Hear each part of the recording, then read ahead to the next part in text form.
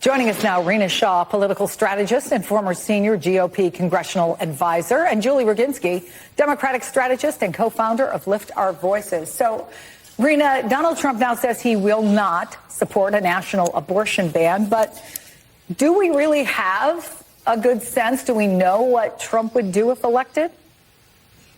I think at this point, what former President Trump is trying to ask everybody to do is to trust him, which is a very hard thing to do because we have his track record to look at.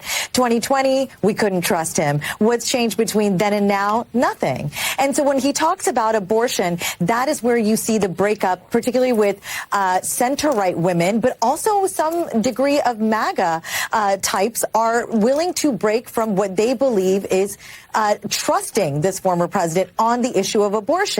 You hear both camps. Some say he's going to do that federal abortion ban. Some say, no, he won't. We don't know. There's no indication. All we know is that the Republican Party seems writ large very happy to have this issue tossed back to the states. Now, this is hard for them because that was one place where J.D. Vance was on shaky ground last night. Walz had a really good comeback with saying, we trust women. We trust doctors. What has the GOP got that counters that messaging? Not much. So right now, no indication that we should not trust Trump, but also no indication that we should when it comes to abortion. Well, Julie, the counter messaging I heard was that in winning back the trust of women, what you do is you put in place programs that make it easier for them to afford to keep the babies. Is that the answer that women, and I'm also speaking about women in the Republican Party, some of the MAGA women, were looking for? There are women who desperately want to keep babies, but whose bodies are rejecting the pregnancy. That's called a miscarriage. And those women are bleeding out, and some of those women are dying. And that's strictly because Donald Trump decided to appoint justices who overturned Roe versus Wade. So to be very clear, this is on him, right? There are millions of women out there who would love nothing more than to be mothers, but they can't be because they can't carry a pregnancy to term. And at the same time, they're risking their lives to have those babies. And when they can't, Donald Trump is making it almost impossible for them to get the medical care they need. If they want to talk about making it easier for women to afford to have babies, there was an IVF bill on the table that would have been able to give women and men who want to have children tremendous financial incentive to be able to do that, to create a family. And yet, J.D. Vance and the Republican Party killed that legislation. So time and time and time again, the pro-family party is making it virtually impossible for people to have families in the way that they want. Rina, NBC News actually watched the debate with 6 middle-of-the-road voters in Pittsburgh, and I want to play what a couple of them had to say about what they heard on women's rights.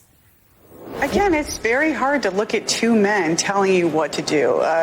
Decisions are between a woman and her doctor, and there should be no one that interferes with that. I'm very concerned about women's rights and the fact that the government feels that they can be in my doctor's office, in my bedroom, or anywhere else in my life, quite honestly. And I just want a hands-off approach on that.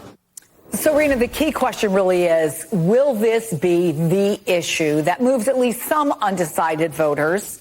We know it's not going to take a lot of movement because it will be a small number of voters who decide this election. And if so, how? In which direction? Well, look, last night what we saw was both of these VP picks exhibit their own Midwestern sense and sensibility on that stage.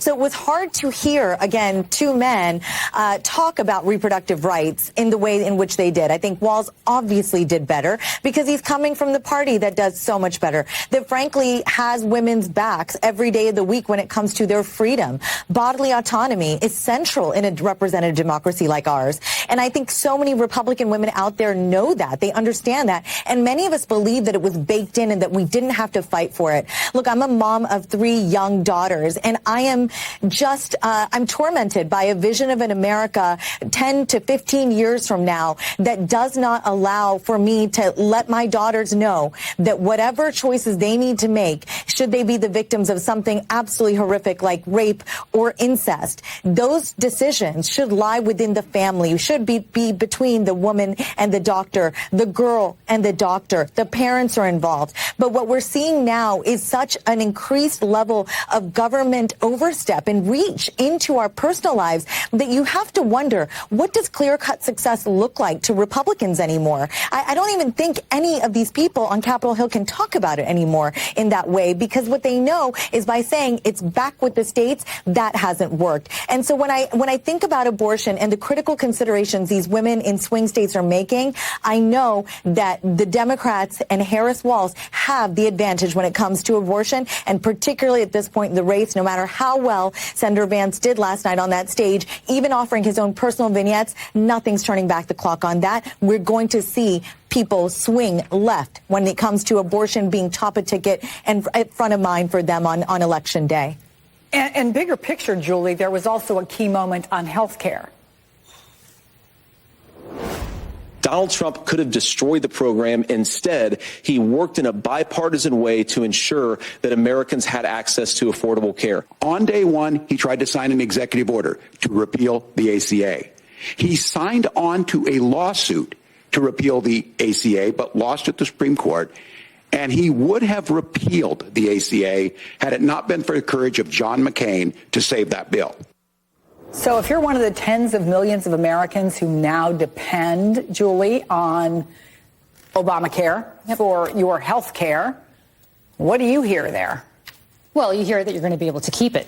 You hear that you're not going to be tossed off of your insurance if you have a pre-existing condition. It means that if you're a woman, you're not going to be paying more for your health care than a man. It means that when you go for your annual checkup, you're not going to get a bill for it the way you did before Obamacare. Does J.D. Vance say what he said thinking that it would, because it is provably untrue, as Tim Walz pointed out, right?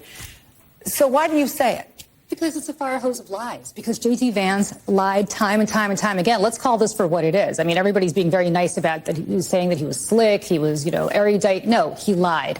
He lied and he lied and he lied, and he got upset about it when the moderators, for one small instance, fact-checked him. Well, he should be fact-checked again, and frankly, I'm surprised that Governor Walz didn't fact-check him much more. But the reality is that Donald Trump did everything he could to overturn Obamacare. The only reason it's here today is because John McCain, is one of the last acts of his life, decided to save it. Julie Roginski, Rina Shah, great talking to you both. Thank you. Coming up, the